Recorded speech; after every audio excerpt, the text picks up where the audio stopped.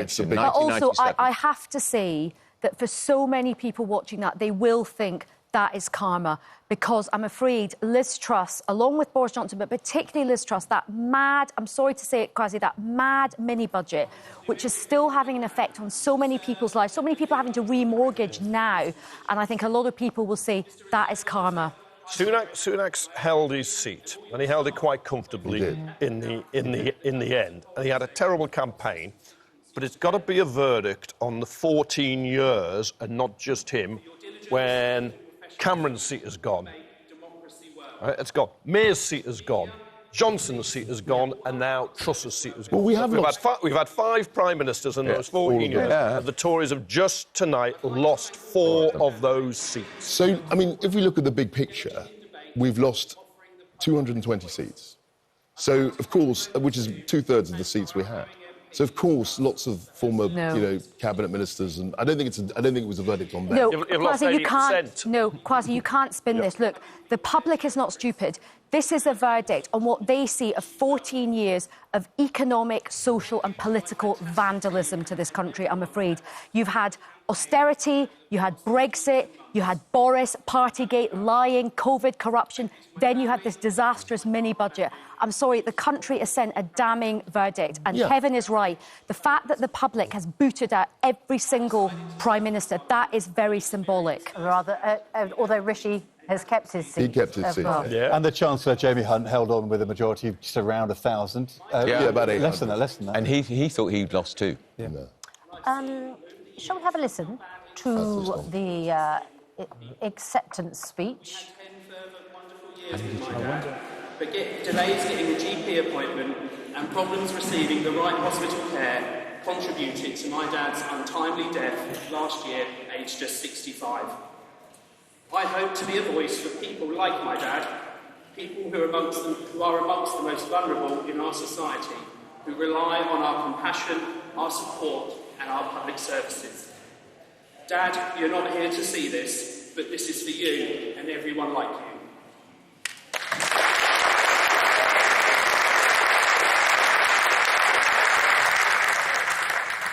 When I lost my seat in 2015, I spoke after Andrea Jenkins, who had won, as the loser. And so I wonder if Liz Truss is going to do the same thing. I mean, she can if she wants to. Yes, she can. She comes. I hope she does. Oh, No, she's going. She's no. gone. Right. I thought she would. And in my view, I mean, Kwasi, she should have done, shouldn't she? I think she should have said something, because she's been the MP there for 14 years. So, in a way, she could have signed off and thanked people and congratulated the winner. She could have learned from Penny Mordaunt, who made an incredibly gracious speech when she lost, who would have been a contender for the leadership of the Conservative Party, and thanked everybody and said she would help her successor, her Labour successor, to deal with the problems in the constituency and set up an office.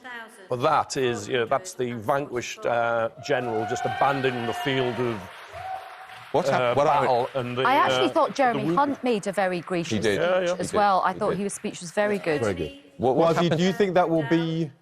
Will that be... Because we always look back, don't we, on one defeat. Is that going to be the defeat of the night? I think so, for sure. It's only happened once, I think, before. I think Ramsay MacDonald lost his seat. OK, we're just listening to the result being announced in Wickham. Steve Baker's seat.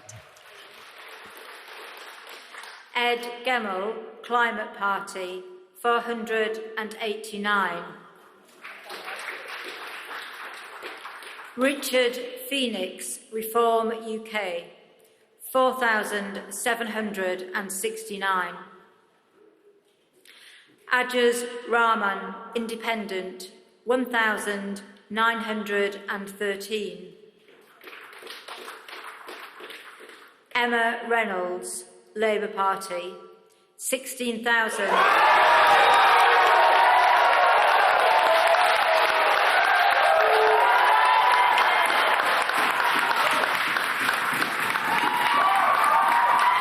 Thank you.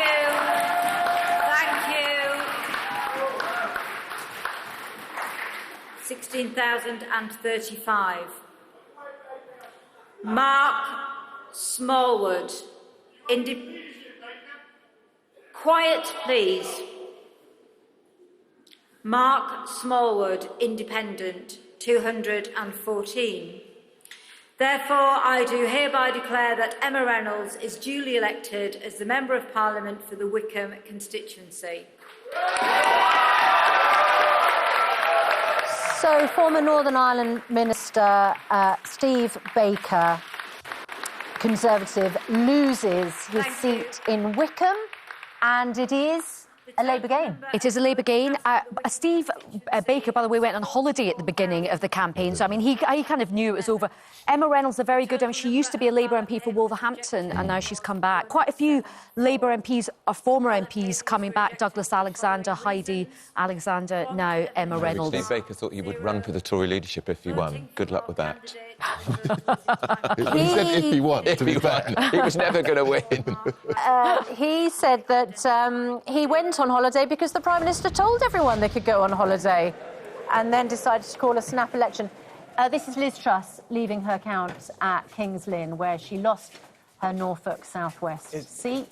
I have to say, I mean, I kind of really feel for her in this minute. This is such an ignominious way to go, and she should turn. I mean, you know, maybe she can't. Maybe it's just welling up with emotion. But she should turn and say something, and that would be so much better for her. In the end, she will prefer to see pictures of her openly and honestly talking about the sadness of defeat rather than this sort of chase, because it's not good. Just embracing her campaign team, and as you say, she's sort of being pursued, isn't she? And I'm surprised that as somebody who was in the cabinet for so long and has held the position of Prime Minister, that she has not said a few words. I think she's a very emotional person, and Ed, you know, it's a very traumatic time, and I think it's very difficult to come up with the right words and the right expression. It is, but it lacks class. That lacks class. I mean, you know, we can make judgments on that, but it's a very difficult time, I think. I know, but it's just like if you have been the Prime Minister, the very top of this country, you do owe your constituents and the public just a few words for closure, you know, so everybody has closure. Maybe she was worried because, of course, when Theresa May went as Prime Minister, she did, cry at the... I don't think But, you know, I think people would appreciate that, Susanna, particularly older people really struggling with their mortgages going up. I think they would appreciate some contrition and some emotion to show humanity. Yeah, but I think we have to show humanity back as well. And I think the reality is there are some Conservatives who came into this knowing they were going to lose. Some came in knowing they were probably going to lose. Some found out when the exit poll dropped, they were probably going to lose and had some hours to cope with that. My guess is that Liz Truss had no idea that she was going to lose until just a few minutes before. I'm not sure that's right, Ed. There was a very strong rumour that she was in big trouble. Really? But dealing with that emotionally is different. Yeah. I mean, you could hear that you're going to lose, but actually believing I mean, I had a prominent Tory I think it's the wrong decision of hers, but it may be that it is just too much. I think we're being a bit harsh. I don't know. I use call for humanity. I think my humanity is probably more for the people paying much higher mortgages and interest on their businesses. We could debate that. I agree with that as well. We could debate that, but I think people are victims. Yeah, but I just don't think she was emotionally ready to say anything. What's going to happen to her campaign for popular conservatism? Well, I think they've got a rally. Unpopular conservatism. I think they've got a rally on Tuesday. That's what I heard. Might not be many people there. What Liz Truss is going to do now? Well, she'll probably do. I mean, one of the issues that she had was that she spent a lot of time after leaving office, abroad doing speeches. Yes. And I think that sort of percolated down to the local constituency because they were reading in the papers all her remarks in America and whatnot. So she ceased to be a sort of local representative. And I think there was a view... She turned up for some rather dodgy conferences, didn't she? And Steve Bannon and all of that. So I think there was a view that she was not spending enough time in the... And you know, one always hears that. Because it wasn't just because she was speaking, it was the enormous amount she was being paid for that. And if you're struggling in that constituency and you think she got me into this mess, and now she's cashing in... I know you always try and bring everything to that sort of... Actually, I think people have just voted that way. Yeah, but I don't think it was the money. I think it was the fact that she was not in the constituency. And that was the issue. 6,000 votes went to a local Tory who stood... And that was huge. 6,000 votes, that cost her. And that was a verdict from local Tories. I just think you cannot underplay the effect of the mini-budget, particularly on Tory voters. I did some focus groups. I sat in some focus groups in that the blue wall area. and they were staunch Conservative voters. And actually, it was older women in the focus groups, the kind of matriarchs of the family, saying, I'm a die-hard Conservative voter, but I feel all the values of the Conservative Party have been ripped away. Our mortgages are going up. Our personal freedom has been taken away. My daughter can't now get a mortgage. This stuff really cut into Conservative values, the mini-budget. Right. We have another former Tory Chancellor waiting in the wings, George Osborne, and we will speak to him in just a couple of minutes. We're also going to report on the major headline of the morning, which is Labour have won a landslide and Sir Keir Starmer is going to be the next Prime Minister. So, before we get to all of that, let's have a look at the weather now with Laura. Looks like things are heating up. Box Boilers, proud sponsors of weather on Good Morning Britain. Yes, so in other news, the weekend is nearly upon us and the weather is looking very unsettled. We have heavy showers around as we head through the weekend, but today it's this weather front in the south that brought rain. You saw Louisa with her umbrella there, but Richard in the sunshine further north. But the outlook for many of us is not just wet into the weekend, fairly cool as well. So yes, it's cool with these showers, but this is the latest satellite and radar. Cloudy skies for southern areas of England, and we have this waving weather front that brings a wet start to the day this morning. The rain peters out into the late morning and early afternoon. But then a heavier spell of rain arrives across the southwest later. That moves its way northwards. Away from here, sunny spells for much of Scotland, northern England. Sunshine and showers for Scotland and Northern Ireland, and 16 to 21 degrees Celsius. That puts us just a little bit above average for some of us. Feeling pleasant in the sunshine, but feeling cool when we have that cloud and rain. So this evening and overnight tonight, this whole band of rain moves its way northwards. This rain is looking heavy as it moves its way eastwards. So tomorrow starts off with cloudy skies, outbreaks of rain. And tomorrow there should be some pretty heavy showers around. So as we head through Saturday, we've got heavy showers through western areas, some best of any sunshine through eastern areas of England. And temperature-wise, with the best of any sunshine again tomorrow sitting around about average, we're looking at around about 20 degrees Celsius. For the weather where you are in detail, go to itv.com/weather.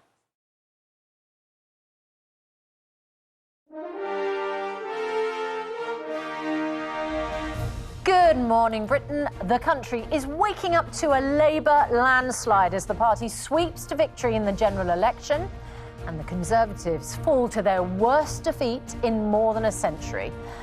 A historic moment for Sir Keir Starmer, on a par with Tony Blair's win in 1997. We said we would end the chaos, and we will. We said we would turn the page, and we have. Today we start the next chapter. Begin the work of change, the mission of national renewal, and start to rebuild our country. Thank you. Rishi Sunak held on as an MP, but it was a catastrophic night for the Conservatives as 11 cabinet ministers lost their seats. The British people have delivered a sobering verdict tonight. There is much to learn and reflect on, and I take responsibility for the loss.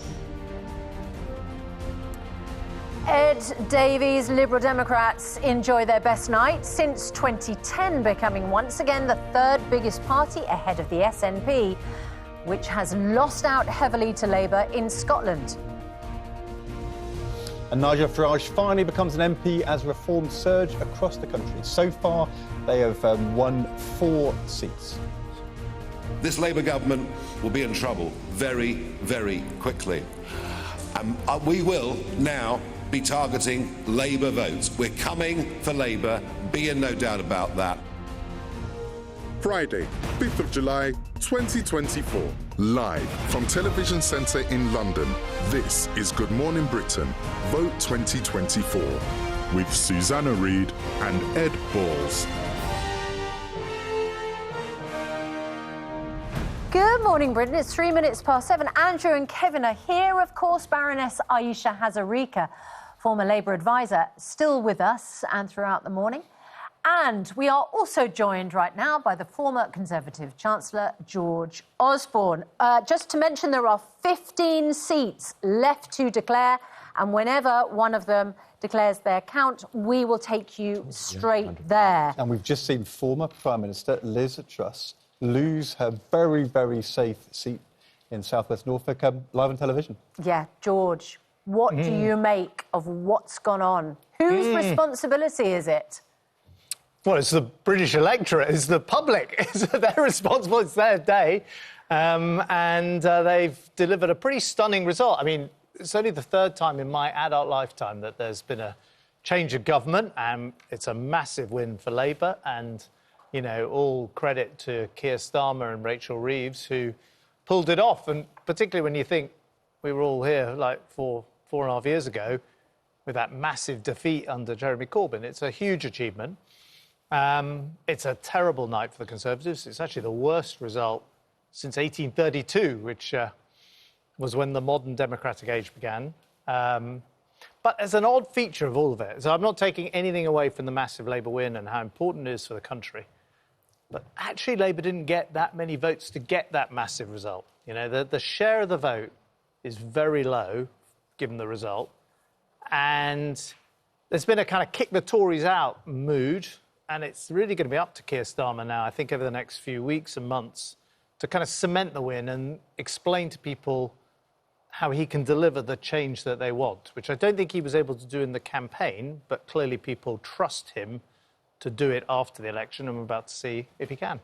We need to acknowledge the success of reform. Not quite the success predicted by the exit poll, which suggested they may get 13 seats. Yeah.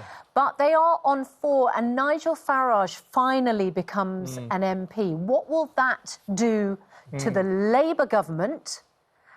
Because he said, basically, we're coming for you. Yeah. And what does it mean for the Conservatives? Do they regroup with Reform to make the opposition to Labour?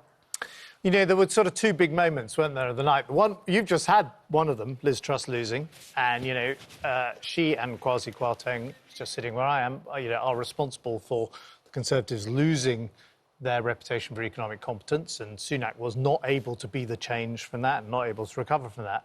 The other standout moment of the night came much earlier, in the middle of the night, when Ed and I were doing some all-night commentary, and that was Nigel Farage winning. It feels a bit like the fox has been let into the henhouse. I mean, you know, he's finally got into the Palace of Westminster. Did he win? It's only a few numbers. You know, Parliament's not great for very small groups of MPs and individuals. It's often pretty unforgiving to people who are just in very small parties. But Farage's audience is out there in the country. He got around 15% of the vote. And in Parliament, you know, will he be able to do... It was the most chilling moment of the night, certainly if you kind of worry about, as I do, that, you know, he wants to take the country in a direction most of us don't want.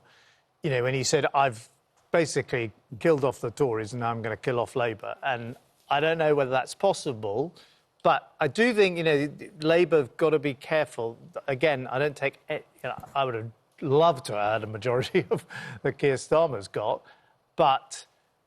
You know, it feels a bit thin, and it feels, you know, if they don't deliver, if they don't address people's fears that they're being left behind in the world and living standards aren't going up and public services aren't performing, if they can't deliver on that, and those are really hard things to deliver, just having a Labour Prime Minister isn't itself a solution. You know, then Farage will prey on that. So much of what you're saying, George, relates back to Brexit. Of course, the referendum brought in under your government and led to you going, in fact. Let's talk to a big Brexiteer, former Conservative Minister, Steve Baker. Very good morning to you, Steve Baker, but it is a sad morning for you because you've just lost your seat to the Labour Party. Why do you think that is? Well, first thing I would say is where I'm very sad is for our country, because I do think a Labour government will be a disaster, and I think that this moment of elation for them will not last very long. And I'm particularly sad for all those staffers who are going to lose their jobs, because, you know, I've already seen with my own staff, not for them, but their friends losing their jobs. It's devastating for them, and it's about 1,000 redundancies, mostly young people, and young people who I would say are not going to be willing to work for reform. So I'm very sad for our country. I'm very sad for those staff who are going to lose their jobs. And, of course, I fought this campaign to win. I wanted to win. I wanted to carry through my work. But for me, strictly personally, Thank God at last I'm free. So the voters got it wrong in your constituency? George, I'm not having an argument with you. If they'd said to me that Sorry, they would put us up blue on blue, I would have refused. It was Ed Balls. I mean, George, you know, you and I have got a lot of history. Steve, it was Ed Balls, not George If Osborne. only you'd fought a better... Sorry about that. If only you'd fought a better Remain campaign. Steve, I have to just apologise to you and to George Osborne. This was me, Ed Balls, asking you that question rather than George. Your desire to lay into George Osborne was so overwhelming that we couldn't hold you back. It was me asking whether you're saying that the voters got it wrong. But by the sound of it, you think George Osborne got it wrong. I think you got it wrong too. Look, in the end, I got into politics over three matters: that your government rode an enormous credit boom within which the money supply tripled, leading into the global financial crisis, a massively manufacturing injustice, a sense of injustice which has led to many of our subsequent troubles. I got into politics because of extraordinary rendition, our complicity in it, in torture, which you were party to. And I got into it because your party brought forward the Lisbon Treaty to avoid having a referendum on the Constitution for Europe. And if only you'd had a referendum on the Constitution for Europe or the Lisbon Treaty, we'd never have got here, Ed. So, you know, I'm happy to debate you any day, but I prefer... Goodness me, Mr Baker, I have to say, you know, it's 2024. You've just lost your seat in your constituency. You've sort of thought of three different things which were all happened over 17 years ago. Are you maybe in denial? Well... No, not at all. I mean, you know as well as I do that these big treaty changes with the European Union, and indeed the monetary system post-Bretton Woods, is 50 years old, it's now breaking down. And I'm afraid you and George are as bad as each other on this particular score. Neither of you ever really understood monetary economics. And I've wasted a lot of breath in the House of Commons trying to explain to George in particular what was going on and the kind of injustice it was manufacturing. Well, much good did it do everybody. And now with the nation seething with a sense of injustice, economic injustice, of course they are. They can't afford house prices if they're young. Why? Because cheap credit was pumped into a housing market in which supply was constrained by planning laws, about which neither of you did anything. So, you know, at last, as I say, I'm free, thank God. Go on, Mr Baker, tell us what you really think. Oh, I'm glad to, yeah. What do you think? I'm a happy man. OK. But not for those staff, not for the 1,000 staff who've lost their jobs, and not for the country, which is now going to have an absolutely miserable time under a Labour government, which, by the way, candidates have said that austerity, George's austerity, was a choice. Well, I always accepted it wasn't a choice, it was necessary. But what we're now going to find is poor Rachel Reeves, who seems to look more miserable every time I see her on TV, is going to have to do austerity. And she's going to have to do austerity with these Labour MPs who all told the public it was a choice. It's going to be an absolute circus. Steve Baker, you've blamed a lot of other people for your loss. Do you blame Rishi Sunak? No, sorry, I wasn't blaming them for my loss. I mean, I've lost because of a range of factors. I mean, overall, I'm proud of my record. But, you know, if you ask me about George and Ed, I mean, they are the guilty men as far as I'm concerned. OK, right. So you blame George and Ed, but to what extent do you hold your party leader responsible? Oh, look, I'm not going to start criticising Rishi. I regard him with great, not only respect and admiration, but also affection. He's a good man with a good heart in the right place. He actually does understand the issues which I've just been discussing. And it's a great pity that we weren't able to articulate what needs to be done in a way that can command the respect of the public and move forward. Now, I've said time and time again, if the Conservative Party does not stand for freedom, it stands for nothing. And I'm afraid for too long we've tried to be the heirs to Blair. Thanks, George. And being the heirs to Blair hasn't worked, and that's why we're where we are. Well, Rishi Sunak is the person who led you into this election and has suffered this historic defeat. Knows. Surely you hold... I mean, apart from anybody else who's in this studio who is now no longer in government, you surely should hold your own leader responsible for what's happened, this catastrophe for your party overnight. I'm not going to criticise Rishi. He's done his level best, of that I'm absolutely sure, in difficult circumstances.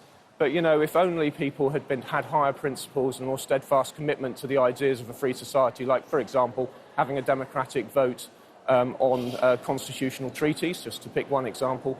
And if only people, you know, it's an unrelated matter, but, you know, I really take seriously that the previous Labour government allowed our security and intelligence services to be complicit in extraordinary rendition. That is torture. I mean, that was an absolute disgrace. And I don't trust Labour not to do something similar again. It's a very sad day. And just to check, Mr Baker, because you don't want to criticise Rishi Sunak, how about his predecessor, who's just lost her seat in Norfolk, Liz Truss? Does she bear any responsibility for your defeat? Look, I think all of us bear responsibility over a very long period, perhaps 100 years at least, back to the 1911 National Insurance Act. As Conservatives, we always seek to conserve, and unfortunately sometimes you need to come to power and overthrow what's been done by the Labour Party, because you know it's never going to work. And I'm afraid, time and time again, the Conservative Party, in pursuit of power, just accepts the institutions that they're handed. And it's proven a disaster. That's what the problem is. It's not about the voters of Wickham. The poor voters of Wickham are putting up with institutions which don't work. This is, of course, why I launched Conservative Way Forward, soon after which I was moved into the Northern Ireland office, where I've done work of which I'm very proud. Okay. You know, we are soon, and I think particularly under this Labour government, going to have to think extremely carefully about the principles of a free society, about the way the monetary and financial system works, about the sustainability of the welfare state, given the OBR's fiscal sustainability report. You know, we've got 20 years to avoid a massive default on the welfare state if the government actuaries department audit of the National Insurance Fund is right. George should know this. George, to his credit, did do some work on pensions. It was very painful.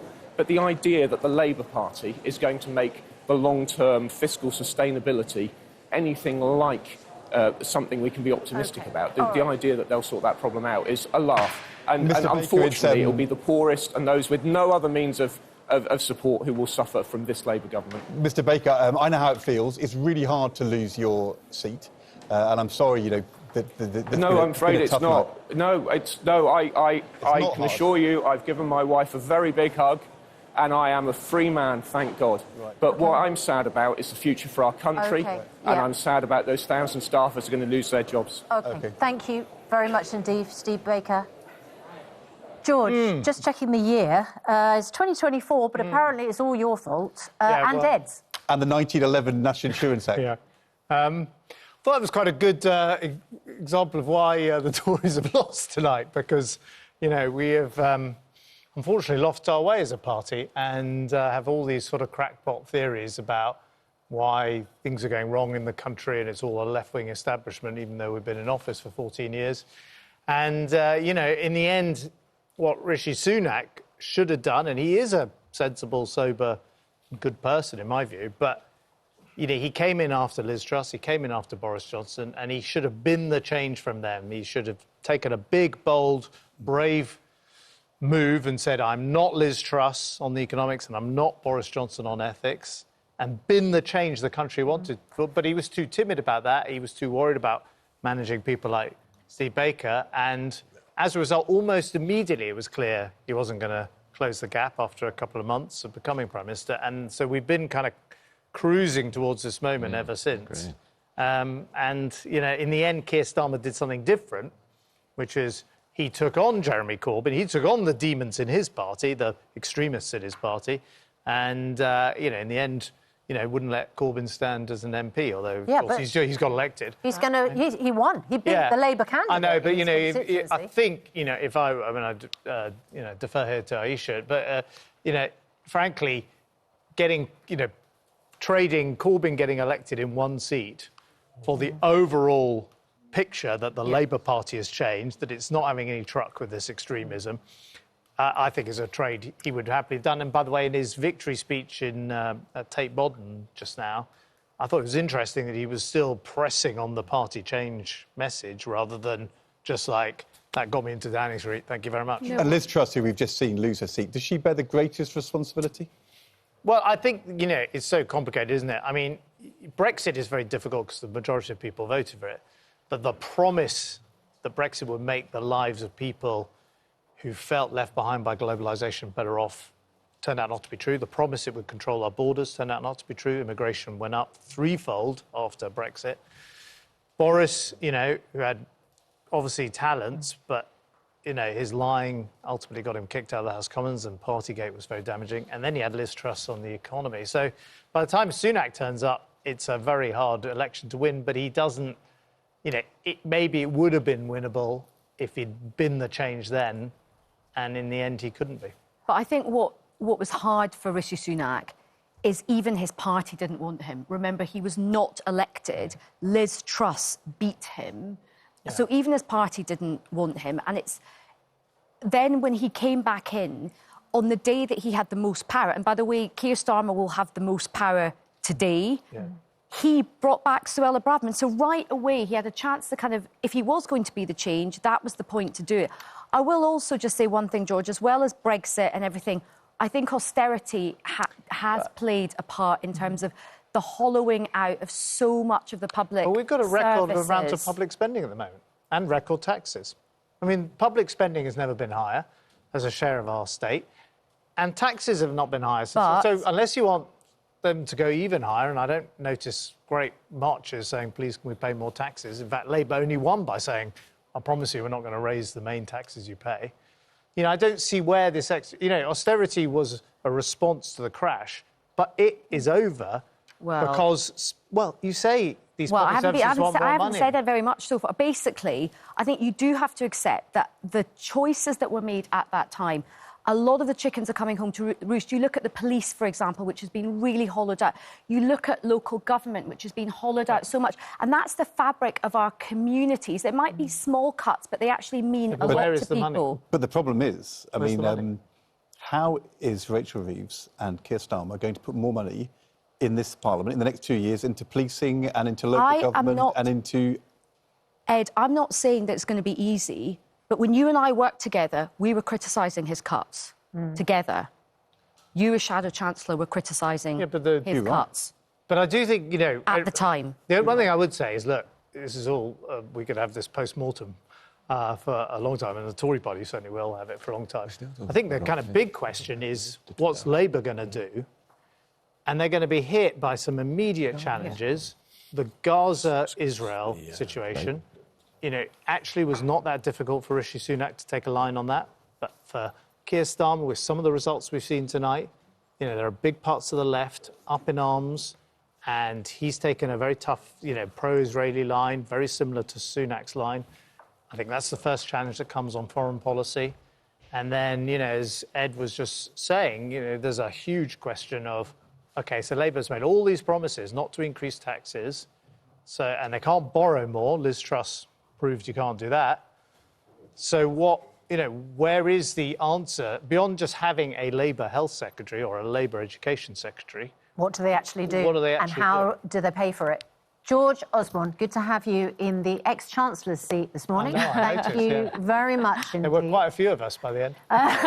Ken Clark's coming along soon. And Aisha and Andrew and Kevin, you're all staying with us. Thanks very much. Right. Shall we bring you up to date with what is happening? Just a little bit of breaking news.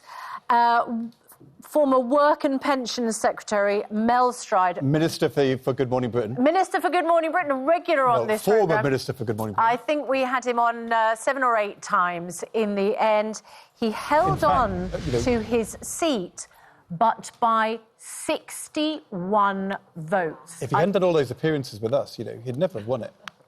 It was or GMB, maybe he would have got a bigger majority. What won it. You know what was interesting? He did all those interviews down the line from his constituency, his stay, campaigning. If he'd have left and gone, come to London for those interviews, he might have lost all those extra doors, people seeing him. What was striking, though, was he did all those interviews, 7 interviews from his constituency, and wins by just a handful of votes. Jeremy Hunt, the Chancellor, in charge of the economic strategy, who also wins by a handful of votes, was never seen. No, he was in his constituency the whole time. It's paid off for him, if not the party. I know, but Mel Stride, in comparison. 61 votes. That one must be one of the tiniest majorities of the night. But at 7:23, let's bring you up to date with the main headline this morning. Sir Keir Starmer wins a landslide victory in the general election, ending 14 years of Conservative government. Labour predicted to win 414 seats in total, which would give them a Commons majority of 178. Rishi Sunak called Sir Keir Starmer at 4 o'clock this morning to congratulate him on his victory. The former Prime Minister Liz Truss, the Defence Secretary Grant Shapps and Commons leader Penny Mordaunt all lost their seats. The Liberal Democrats also beat the Education Secretary Gillian Keegan. but the Chancellor, Jeremy Hunt, clung on by just 900 votes. Meanwhile, Reform UK's leader, Nigel Farage, has finally become an MP at the 8th time of asking, with a majority of more than 8,000, and Reform have 4 MPs so far. And Lorna Shaddock has the latest on an historic night for Labour and a disastrous one for the Conservatives. The exit poll is here. It is predicting a Labour landslide. The result may have been widely expected, but the size of it gives this new Prime Minister plenty to smile about. We did it!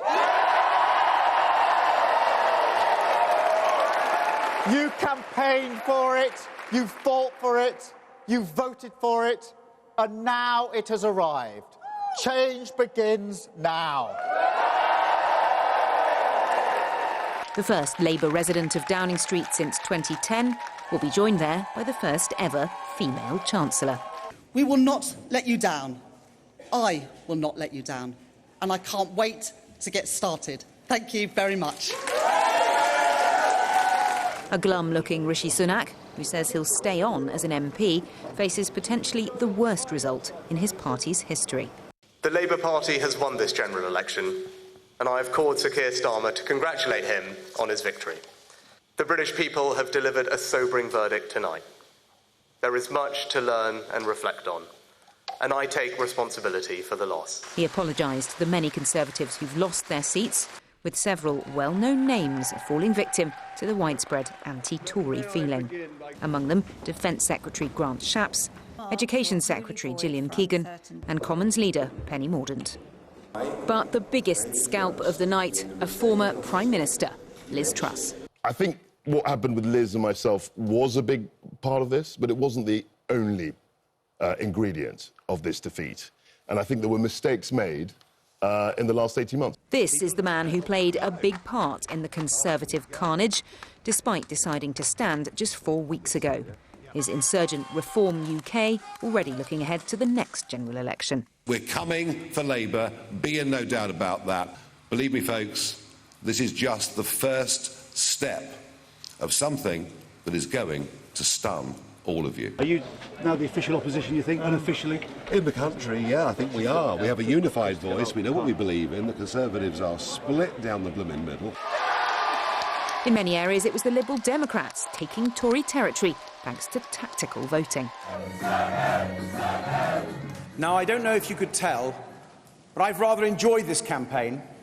Sir Keir Starmer didn't get it all his own way. His predecessor, now an independent, taking Islington North from Labour.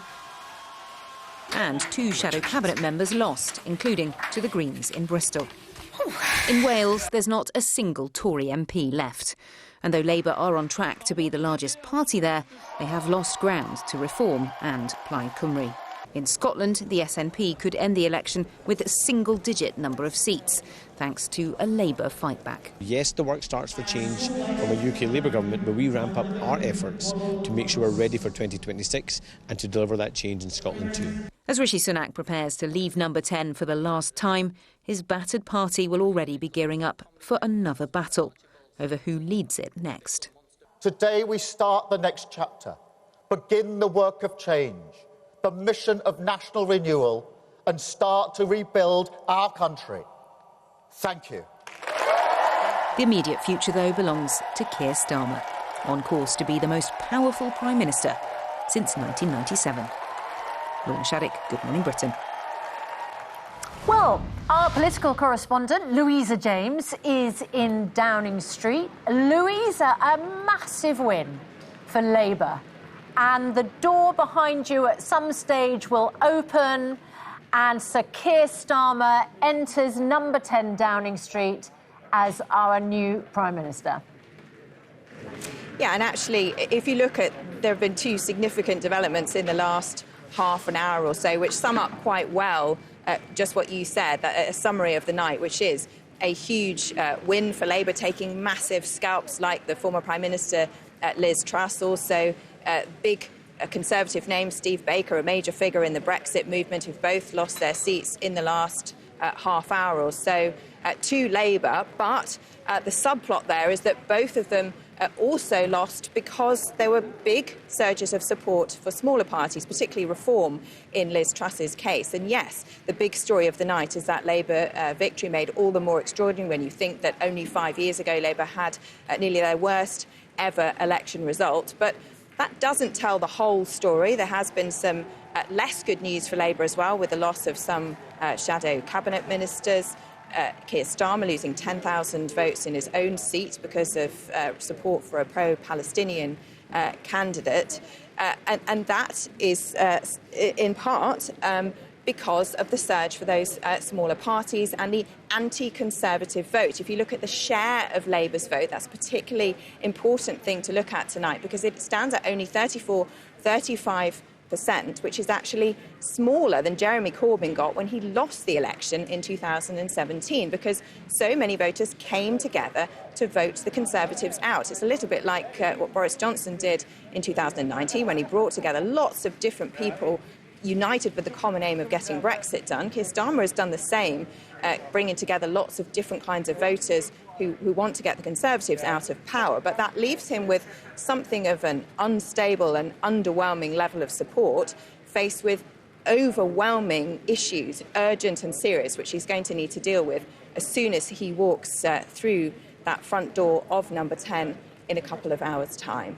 As for the Conservatives, well, it has not been the wipeout that some people predicted, but that's not to say it's not been a terrible night for them, with the loss of 9 cabinet ministers and, of course, the former Prime Minister. And conversations are already beginning about the future of the Conservative Party, especially because some of those names were lost in part because the votes went to the Reform Party. That's been the big twist of this election campaign, the return of Nigel Farage, who has finally become an MP at the 8th time of asking, and is now promising not just to destroy the Conservatives, but to go after the Labour Party as well. So, in a couple of hours' time, both those men, Keir Starmer and Rishi Sunak, will come here to Downing Street. We're in the unusual position at the moment where there is no Prime Minister in number 10 because Rishi Sunak has conceded but not formally resigned, and Keir Starmer has yet to take up the position. But Jeremy Hunt has arrived in the last hour or so and gone into number 11, perhaps to get that concession speech, that speech ready for Rishi Sunak. And then Keir Starmer will have to stand up in the rain once again as Downing Street prepares for another 2 big moments in this country's history: the arrival of a new Prime Minister and the departure of an old one. Louisa, thanks very much indeed. Lots more still to come on Good Morning Britain's election special programme. We are with you until 9:25 this morning. Then ITV News with Julie Etchingham will carry on your coverage throughout this historic political day. So on this very, very important day, we'll get the travel, weather and the local election news wherever you are. See you in a moment.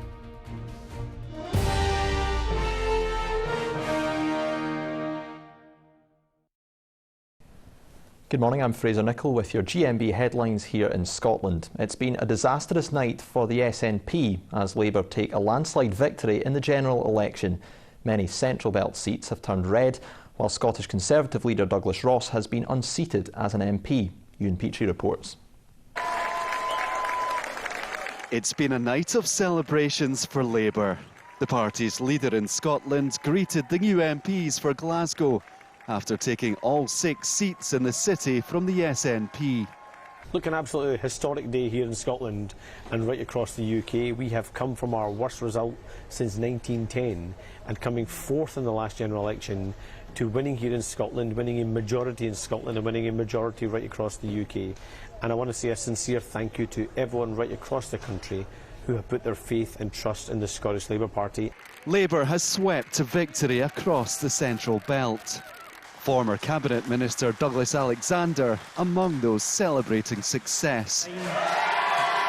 For the SNP, there were few moments to cheer. Its Westminster leader Stephen Flynn held his seat in Aberdeen South. But there is little disguising the scale of the party's defeat. There's a huge setback to the Scottish National Party by these results tonight. I'm in no shape or form am I denying that. This is a big challenge for the SNP. We've got to learn lessons from this. We've got to understand why. About half the population support independence, but they've not been prepared to support the Scottish National Party. I think the overwhelming mood in this election was to get the Tories out. 12,000. The Conservative Scottish leader Douglas Ross lost out to the SNP in Aberdeenshire North and Murray East. What we knew was going to be a risk here is a reform vote was going to allow the SNP in by the back door. And I think so far this is the highest reform vote we've seen in Scotland, almost 15%. And that's a risk. That was what we warned people about. A seismic night for Labour. But as their celebrations continue, the big questions begin for the SNP and Conservatives. Ewan Petrie, Good Morning Britain. OK, let's get the weather now with Sean.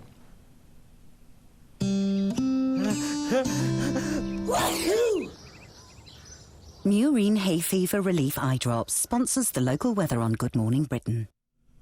Good morning. Thankfully not as blustery as yesterday, so at least when the sunshine comes out, it should feel not too bad, 15 or 16 degrees Celsius. It could be a lot better at this time of year, mind you.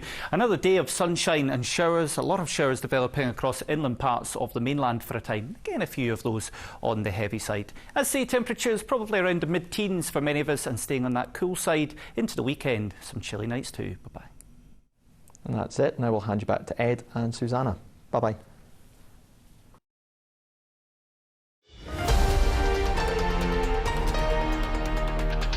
.35, so a massive landslide for Labour, decimation for the Tories and the rise of reform this morning, with party leader Nigel Farage finally becoming an MP and wasting no time saying, we're coming for Labour, this is just the first step in something that will stun all of you. Words from his victory speech this morning. Jonathan Swain has been following him in Clacton. Jonathan, triumphant moment for Nigel Farage. Been trying to become an MP for a long time, but now it feels like there's a significant amount of momentum with him. What was his mood like this morning when you spoke to him? Yeah, spent a bit of time with him on the campaign trail over the last few weeks and a lot of time overnight and this morning. He's now left Clacton, though, and heading back to London. But look, this is Clacton Pier behind me. The fun and games of campaigning for Nigel Farage are over. It's now the serious business now, isn't it? Because he is an MP. It is the 8th time of him trying to become an MP. His brand clearly appealed to the good people here of Clacton because he overturned a huge majority, a Conservative majority, of some 25,000 votes. He actually ended up with a majority of some 8,000 by a winning margin. So look, he is an MP, clearly likes a pint. That is all part of his brand. He has certainly been toasting and raising a glass to not just his success, but also Reform Party's success overnight as well. This is a party that came from nothing. They don't really have a proper structure, don't really have an orchestrated, established party, but yet they've had 4 MPs elected overnight. It was really busy in the counting hall. The warden and his wife were here trying to get a word with him. Of course, he stopped and wanted to speak to Good Morning Britain. Are you now the official opposition, you think, unofficially? In the country, yeah, I think we are. We have a unified voice. We know what we believe in. The Conservatives are split down the blooming middle. They will now go into a period of internecine warfare. Yeah, you know, we are. And this isn't just about what we can do in Parliament or in our constituency. It's about building a national movement for real change. And it begins with a rotten voting system. Let's just talk about the voting system. That's one of the things he wants to do, is to bring reform to that voting system. When you look in detail at the numbers, you can perhaps understand it from his point of view. Reform had almost around 3 million votes, but yet only have 4 MPs. The Liberal Democrats had less votes, at around 2.3 million votes, and yet end up with 46 MPs. Now, that's something that he wants to campaign on. He says that, look, we're going to stun you. This is just the start of something. Not only have they really damaged the Conservative vote overnight, they said they want to go for Labour votes in future. So he has left Clacton. He's on the way back to London. Of course, he's having a bit of a drink to celebrate. AV. You like a pint? There's going to be a few beers in tonight and in Parliament. You bet your life. Cheers. So, yeah, I'm sure he's having a few pints. He's now back in London. He's expected to hold a news conference in and around central London, Westminster, with his 4 elected MPs. But yeah, a lot of people have been walking past, coming up, chatting to me this morning, who actually voted for Nigel Farage. They're saying, well, where is he? I want to go and speak to him and congratulate him. Well, I've had to tell them and break the news to them that actually he's now back in London. So will the voters see Nigel Farage? That's my phone. It's not Nigel. Will they see him back here in Clacton again? The roller coaster of Nigel Farage being an MP is only just beginning. So let's all hold on. Jonathan, who was it on the phone? I haven't looked. I daren't look. But it certainly wasn't Nigel Farage. I have been trying to get to him to talk to me all morning, but he has just cleared off. I think he was just too tired, actually, to speak. But I'm sure when he does open his mouth at lunchtime in Westminster, he'll have a lot to say. Well, always check your phone, Jonathan, because it could have been Sir Keir Starmer ringing to ask whether Lord Swain would like to step forward as Minister for Broadcasting in the Department of Culture, Media and Sport. So check your phone, just in case. You never know. Anyway, OK, I will do. Good noted. I'm too scared to check now. Lots more. I mean, I think Jonathan thinks I've got inside information, but I don't. And lots more still ahead on Good Morning Britain's election special programme. We're with you until 9:25 this morning. Then ITV News with Julia Etchingham will carry on the coverage of the 2024 general election throughout the day. And we also have Martin Lewis to come on and talk about what the election will mean for taxes, spending and cost of living issues. Yeah, the People's Chancellor. Coming up, we're asking former Downing Street Director of Communications, Git O'Harry, who worked closely with Boris Johnson. What's next for the Tory party? So stay with us. You're watching Good Morning Britain on ITV1.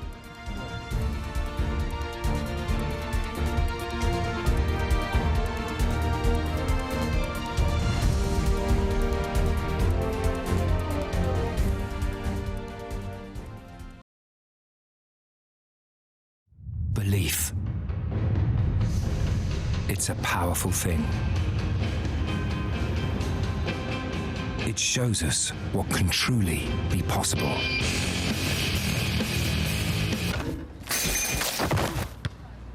And that belief helped Sam's dad find space for a hoop after the split. As for the dunk, maybe next time. You all right? Have you got your club card? Mm-hmm.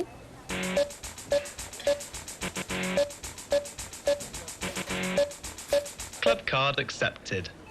I got the power! Have you got any plans later? I got the power! Receipt?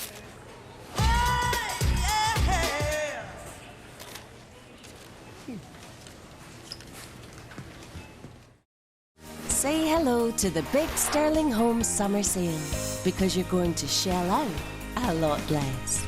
Sale on now. Breakfast every morning. It's something everyone deserves. But for some, it's not always possible. That's why, over 25 years ago, Kellogg's led the way by helping to open the UK's first school breakfast clubs. Now, together with the amazing Breakfast Club staff, we will continue to help support over 1,000 schools every morning. Because we know better days are built on breakfast. This is Maple. Look at that glossy coat. Those bright eyes. That pep in her step. But her boobs look great. How does she look so fresh? 2 words, butternut box. Butternut box is gently cooked, not highly processed, using human quality ingredients and always served fresh, which means more nutrients get absorbed on the inside and more benefits show on the outside. Butternut box. Unleash the benefits.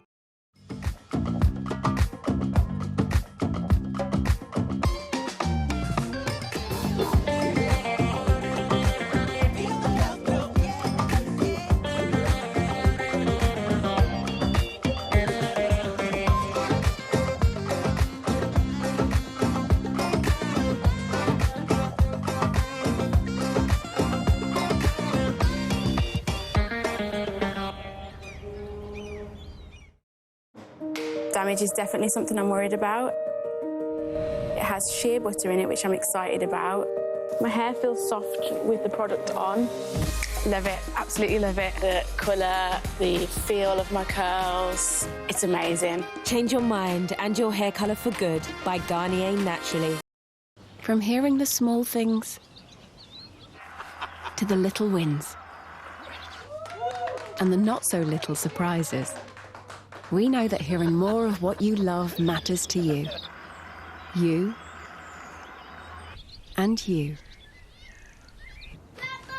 With interest-free payment plans and a lifetime of aftercare.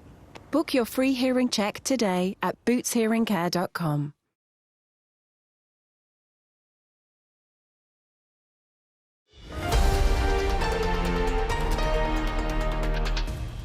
"7:44, the country's waking up to a Labour landslide this morning. The party swept to victory in the general elections. The Conservatives fall to their worst defeat in over a century. And Kevin and Baroness Aisha Hazarika are still with us, and we're also joined by former Downing Street Director of Communications, Geeta Harry.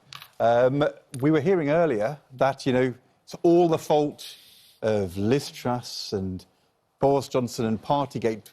What do you think is the reason why the Conservatives have had such a torrid night? I think I've said it here many times over the last couple of years, that if the Conservative Party had sort of played like a team behind the captain, whoever that captain was at any given point in time, then it would have been a half-decent match. Captain Truss? Well, she was on the field for so little time, that's largely irrelevant. But if they hadn't toppled Boris Johnson in the first place, things would have been different. If they'd given Rishi Sunak a fighting chance of going into this election, making the pitch that he was making, and he scored a few points in the debates and all that. If he'd have had a united team behind him for the time he's been leader, that would have been different as well. So I think what we've seen overnight, credit to Labour for what they did, but essentially this is not a Labour win as much as a Conservative loss. Self-harm inflicted by the parliamentary party on itself for a long time. Do you think it's because you were the director of comms for Boris Johnson, are you seriously saying that with the shenanigans over Brexit and the perceived failure to deliver a Brexit that delivers for the Red Wall, that what happened with the lockdown, that what happened with Partygate and what happened with the PPE contracts, do you really think Boris Johnson, if he'd been leader, would have won this election? So, without revisiting all of that, what I would say is focusing on this campaign, had Boris been there, would the Red Wall Labour-leaning voters had been more enthused? Would they have been more engaged? Would they have been more excited? Would they have seen somebody who was talking to them? The very sort of... Nigel Farage is not just a poor man's Boris, he's like a pauper's Boris. And yet there's a lot of resonance in some parts of the UK for him. Imagine the real thing on the doorstep. Imagine we've lost a lot of seats to the Lib Dems. Guess what? Boris was very passionate about net zero. Rishi Sunak abandoned net zero. He ditched HS2. There are policy issues that helped the Lib Dems, as well as character issues that actually helped, Nigel Farage and Labour. Guido, I remember on this programme around the time of the election, it was being called, maybe you were whistling to keep up spirits, but you were saying Sunak was in with a fighting chance and the Conservatives could turn it round. Not happened. I know you were called into Johnson in Downing Street when the fire, the inferno was already blazing and you went to put it out. But come on, he's done, he's spent. Partygate, Brexit, which was never oven-ready, and then the line in which he quits Parliament to avoid being kicked out meant if he'd have been campaigning full-time, never mind just popping up for 5 minutes on the eve of polling, it wouldn't have changed the result, would it? It just would not have changed the result because you've got this idea of an old Johnson who, in a unique election in 2019, when Corbyn was at his worst and Labour's policy on Brexit was all over the place, but there was a Brexit mania. I could see why the Conservatives won that majority then. He was a lucky general, Johnson. Then this idea he's popular and could have somehow saved them this time. It's for the birds, isn't it? You're just whistling again. Like the rest of us, he has many serious flaws, and some of them, were very serious indeed. But when he was toppled, the Conservative Party, I knew at the time, was 8% behind in the polls. What most candidates would have given over the last few weeks to be 8% behind, what they would have given to day in, day out, hear the kind of destruction of reform that Boris managed in one speech. He managed to do more damage to reform than anyone else has done in 5 weeks. That would have restored perspective. And as for the policies, you know, the things that were ditched gave an opening to the Lib Dems, because it's not just that we all want Wally sort of jumping off, you know, falling off paddle boards and diving off whatever it was, zip wires or whatever. There was an opening in policy terms for the Lib Dems because the Conservatives under Rishi Sunak surrendered. And people think Boris was right-wing, but he had that big sort of infrastructure spend, the sort of net zero commitment, the sort of all of that was surrendered. These bridges on these islands never happened. I know. Let's have a conversation about the future, though, because, you know, there is an election result and Boris is gone. Yeah. And the red wall has just gone red again. Although Nigel Farage is saying, Labour, I'm coming to you. We know that back in 2019, when the Conservatives won those seats, it may have been about getting Brexit done. It may have been about Jeremy Corbyn, but it was also a discontent. Things aren't getting better. Yeah. And they voted Labour because things haven't got better in the last 2 or 3 years. But from now, if Keir Starmer and Rachel Reeves can't get living standards rising, and they can't turn around the public services, and they can't get the economy growing, how vulnerable is Labour, do you think, to that red wall becoming under threat again in just 3 or 4 years' time? It's not just the red wall, Ed. It will be the blue wall as well. It'll be the tartan wall. We forget there's a red wall above the red wall. Labour has performed a miracle by getting to the point it has tonight. But as Keir Starmer said in his speech, this is a win which they will take with a great deal of humility. They won't be kind of punching the air in a hubristic type way. Keir Starmer and Rachel Reeves and Wes Streeting know that they've got a really, really tough job ahead of them. And the British public, like the public in other countries, look at America, the public is not grateful. The public is not, oh, we'll give you, 10 years. The public is impatient. The public is transactional. And rightly so, the public will say, OK, all of these problems are now your problems. How are you going to make my life better? But I think the Labour Party is going in eyes wide open. It's not going to be easy. He said in his speech tonight at the Tate, look, we can't fix everything overnight. But what they can do is promise people that they will really, really try and end the kind of out-of-control circus that we have seen at the top of politics. I think you've got to deliver as well as, say, I'm going to try hard. I mean, try hard isn't making your living standards improve, or it will improve the health service or education, fill in those potholes, improve the criminal justice system. People will say, well, I don't care how hard you work, I want to see progress. But it's a moment here in Britain because we've tilted left. And much of the rest of Europe and the world, and look at the States, are going right. And I think we can summarise, because it's been baked in, Labour are going to win. We're missing the biggest bit of the picture is the fact Labour has won.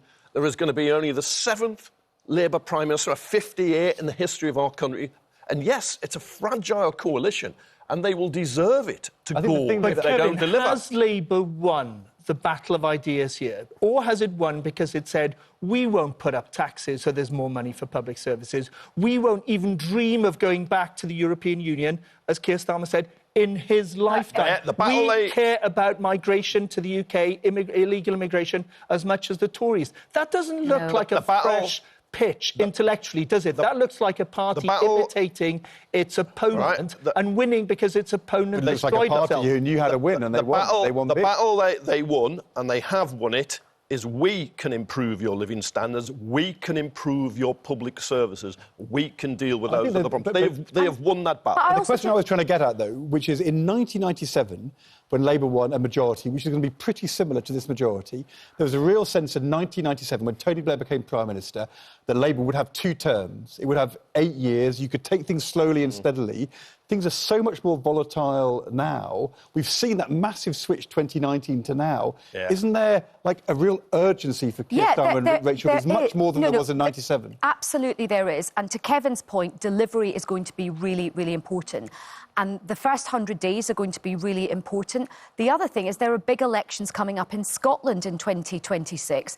And, John Swinney and the SNP will be pointing to Westminster then and saying, OK, we've changed the people at Westminster. How have they changed your life here in Scotland? So, of course, there is going to be a huge emphasis on delivery.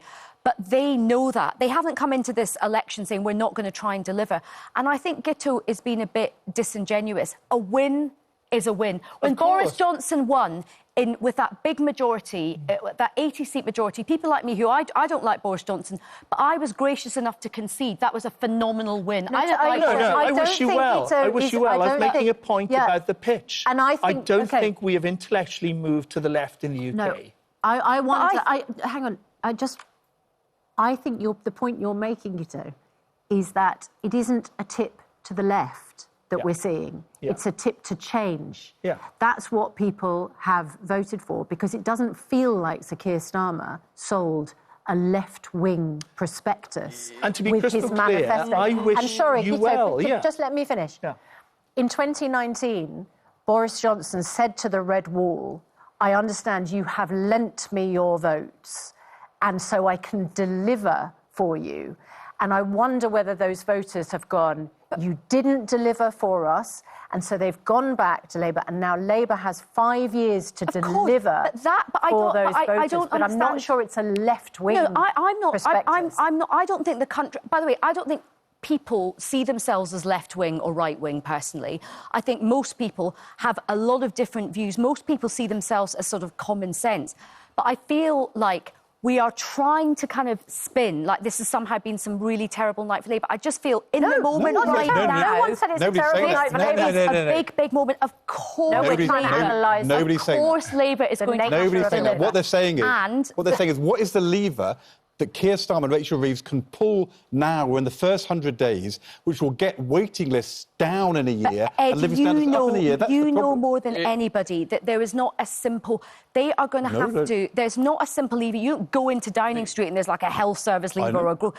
They're going to have to really... But the political imperative, as you said, is to do that. But they will... I think we haven't... Like, he hasn't even gone to the palace. But they're going to pull it anyway. No, but there's a simple phone call, and that's to the junior doctors. There was on the health service. There was a simple phone call. Now it'll cost money. There's no question, but you can stop those strikes. You can do the deal, and that will help. 35%. But you're right. There is. But even Westby said that he's not going to. He's ruled that out. And the doctors have said they're not going to. Listen, should we give some more credit? Because as Aisha says, let's give credit where credit is due. I just think it is a moment, guys. I'm just saying. We are definitely momenting. We've all done lots of it. And I wish you well. It doesn't often happen. If you're a Labour person, it doesn't happen often. The share of the vote is disappointing. But is it the high point or the beginning? But Kevin, a win is a win, right? Under Corbyn, what is the point of piling up votes in safe Labour seats? Nobody's denying that. Okay, good. Nobody's denying that. And a win is a win in 71 seats for the Liberal Democrats, from paddleboarding to bungee jumping on Ed Balls' suggestion. It has been a campaign full of stunts for Ed Davey, and it has paid off. They are the UK's third biggest party. There was only one way he could possibly celebrate. Can you hear the music?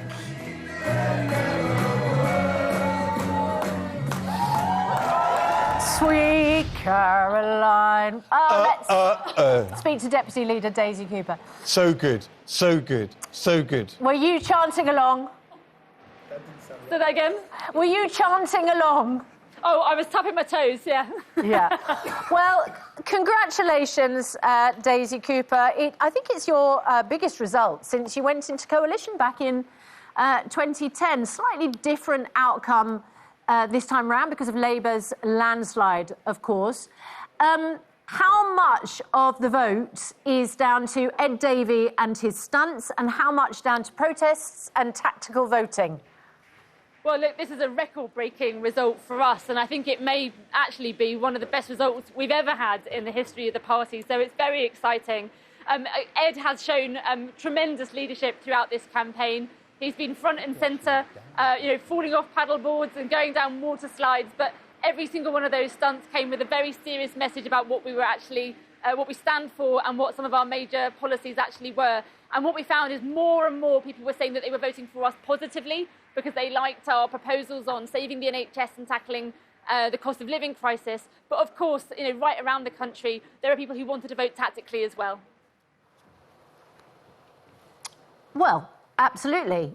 So what next? I mean, we talked about the comparison with 2010. Of course, you were in a coalition government as a result of that election. What will you do now? Well, the very first thing that we're calling for is an emergency health and social care budget, because we know that health services are on their knees. And over the last few months and years, we've spoken to hundreds of thousands of people on the doorstep who have told us these horror stories of how when they call for an ambulance, they're not sure it's going to turn up. They call to see a GP but have to wait for several weeks, even though they know their GPs are working incredibly hard. They simply can't find a dentist for miles around. And so it's really clear that a top priority for any government needs to be to focus on our NHS and social care, and that's what Liberal Democrats are already calling for. Well, one of the things that you were most effective with during the campaign was talking about social care. It felt like Ed Davey's party political broadcast being very honest about his caring responsibilities within his own family, with his son, of course, and with his mum, was very powerful. But without power, Daisy Cooper, how do you put pressure on the government to fix our social care system? Well, look, if you look back at the last Parliament, we were a much smaller parliamentary party and we did wield a huge amount of influence. We were the first party to call for a windfall tax on the big oil and gas companies, something that was followed by Labour and then by the Conservatives. We were the first party to call for the energy price hike to be scrapped. That was copied by Labour and then the Conservatives. And we were the first party to put the sewage scandal onto the political agenda. So time and time again in the last Parliament, we did have significant influence, and that was with just 15 MPs. Now we think we have around 70 MPs. We believe we can have a much more significant impact. Can I ask you about how you'll use your influence to get growth back into the economy? Because now you're liberated from having to fight the election. That's done, and you've got all these MPs. The last time you were on our programme where I was talking to you, I was trying to get you to say the Liberal Democrats want to go back into the European Union, to the single market, the customs union, and you wouldn't say that, although your manifesto did. But now that's all done, and you're actually, back re-elected. What do you think should happen now in this Parliament? Should Sir Keir Starmer be taking Britain back into a closer relationship with the European Union, to the customs union, to the single market? What will the Liberal Democrats be saying that Labour should do now on Europe? Well, we're our own party and we have our own policy on this. We said before, and it is in our manifesto, we do want the UK to be back at the heart of Europe. At some point in the future, then we obviously want to look at rejoining the single market, but that wasn't on the ballot paper this week, and I don't believe it will be possible in this Parliament. But there are things that could be done right away in this Parliament, which I hope the government do get to grips with. So Liberal Democrats have already said that what we want to see is we want to renegotiate the current botched Brexit deal to make sure that we can get rid of some of the red tape that's strangling small businesses and those terrible trade deals that are undercutting our farmers. We want to see the UK expand its youth mobility scheme to many more EU countries so that young people have the opportunity to work and study and travel abroad. There are many things that we could do straight away that would be really good for this country, and Liberal Democrats will be fighting for those things. But why not do it in this Parliament, rejoin the EU? Keir Starmer's got a majority of 170. You want it. Why don't you press him? Well, because I simply just don't think it's on the table, and it's really hard. It's really hard to overestimate just how much damage has been done to our relationship. Sorry, just interrupting, only because the viewers are watching right now pictures of Conservative Party headquarters, and Rishi Sunak, we understand, is in one of these vehicles. He's come down from his Richmond and Northallerton seat, and he's arriving at Conservative Party headquarters, which is where we presume he will address party faithful, and we will hopefully hear from him shortly. Daisy Cooper, thank you very much indeed for joining us. We'll talk to you again soon. Thank you. Yes, and Baroness Aisha Hazarika, I know that you have to go. Do you have important meetings that you need to attend? I have no, I've got a motorbike waiting for me to whisk me across. Important ministerial meeting? No, stop it. Oh, come on, listen. Would you put Aisha Hazarika in the government as a minister in the Lords if you were Keir Starmer? I can imagine Sir Keir Starmer is considering that right now as he decides what his government is. I would. If there was a role that you... Honestly, I've got to go now. I really have to go. Which one would it be? I'm not... The line is, I have no ambitions in that direction, but were the country to call upon me, I would accept it with due humility, excitement and honour. what he said. Should I go and put a bet on you? By the way, do you know who said that? No. One wink for yes. Do you know who said that? for Jim no. Hacker. Jim Hacker. There was a Jim Hacker line From Yes, Prime Minister. from Yes Prime Minister. I think it'd be very good if you took a job, and that would be a good start for Well, sure. no, I enjoy being a pundit on Good Morning Britain. That's we my would favourite. You're But sure? you We enjoy did that too. Labour did just win a landslide victory, and we're trying not to pour cold water on it for you, They have Baroness. lots of good people. You're sure of Office the or Home Culture Office? Secretary? Foreign Office, Home Office, Foreign Office, Home They Office. have lots of excellent people that I'm sure they've lined up. Culture. They're short of a Culture Secretary now. He's gonna No, have to yeah, reach- but Jonathan Swain's getting that. Lord Swain is getting that. Thank you very much Oh, thank indeed you so for much. being And it with has been, us. what a brilliant show you've done this morning. It has been a real pleasure to be part of it. A day Well, of history. All the better for you being part of it. Thank you very much indeed. Right, Rishi Sunak has just gone through the front door of Conservative Party. Rishi Sunak, do you blame yourself? Do you blame yourself, Rishi Sunak? Is that? I think it's our Ranvir. That is our Ranvir. Our Ranvir. And let's cross over It's like- to it's- Ranvir. Morning. That is like 5 a.m. arriving That was my into Good Morning foghorn. Britain. Yes, you're quite right. It's like being Yeah, welcomed a very down the good one. Yes, corridor by that was my Ranvir. Ed, is that foghorn. you? I know. And do you know what? He's not learnt his lesson, Rishi Sunak, because he didn't bring a brolly again. Look, it's pretty miserable here. Look at the weather. It's miserable. But by the way, Rishi Sunak, I've checked the weather in California. It's sunny. It's 30 degrees. Wink, wink. But anyway, look, here we are. It is Conservative Party headquarters. He's come here. Of course, he is going to be heading down to Downing Street to give his final speech. There is a lot of mechanical stuff to go through today for that handover of power. But you just saw the back of his head going into the building there. He will, of course, want to be giving his thanks to all of the party workers who have worked hard. They do work hard. These are lots of ordinary people who work hard in their jobs, and so I suppose he will want to say thank you to them. But of course, I was over at the Jeremy Hunt counts overnight, which was, in many commentators' minds, going to be the 1997 Portillo moment rerun, you know, when there's a big scalp, if you like.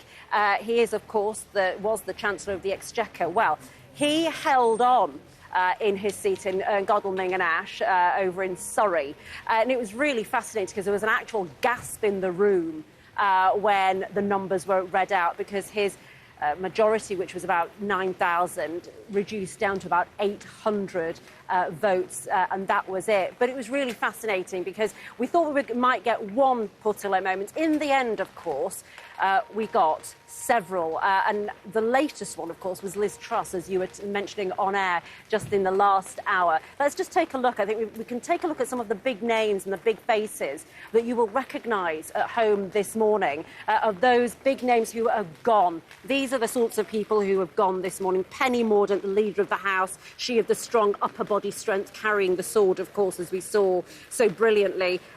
Grant Shapps, the Defence Secretary, gone. We've got Jacob Rees-Mogg, of course, a backbencher, but a really, really big, noisy name in the Conservative Party, who, in his own speech when he left us, said, "We abandoned our core voters. They went to reform." You've lost the Education Secretary, Gillian Keegan. She's lost her seat. Johnny Mercer, the Veterans Minister. The list just goes on and on. And let's just take a listen to what some of these outgoing big names have had to say about what it is that's caused this. You've been discussing it at length with some great names this morning on the show. And I think what was really interesting recently, just if you were with us just a moment ago at home, Susanna Red, you were talking to Guito Harry, former Communications Secretary for Boris Johnson, and so on, talking to Aisha Hazarika.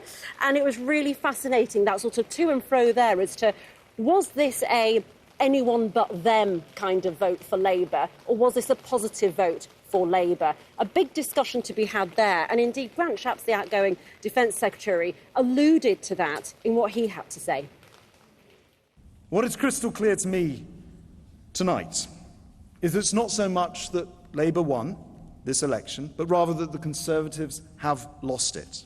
On door after door, voters have been dismayed by our inability to iron out our differences in private and do that and then be united in public. Yeah, and then he went on to say there's a danger that we now go on a tangent, he said, condemning ourselves and the public to years of lacklustre opposition that fails to hold the government to account. And that tangent, of course, may well be a more lurching to the right because of what's happened in Reform and their resurgence, or surgence, I should say. It's the first time, of course, that they've had any MPs. It's absolutely fascinating to see what will happen with the Tory party now. Of course, Rishi Sunak still at this point remains the leader. He probably won't for very long.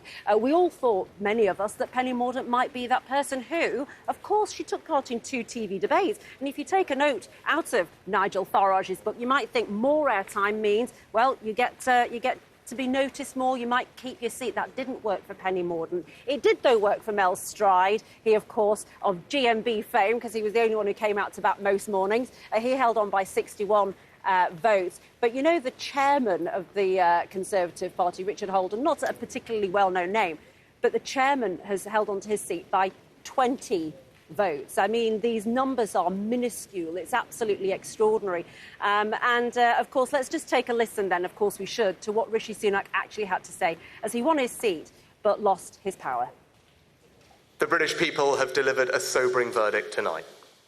There is much to learn and reflect on, and I take responsibility for the loss.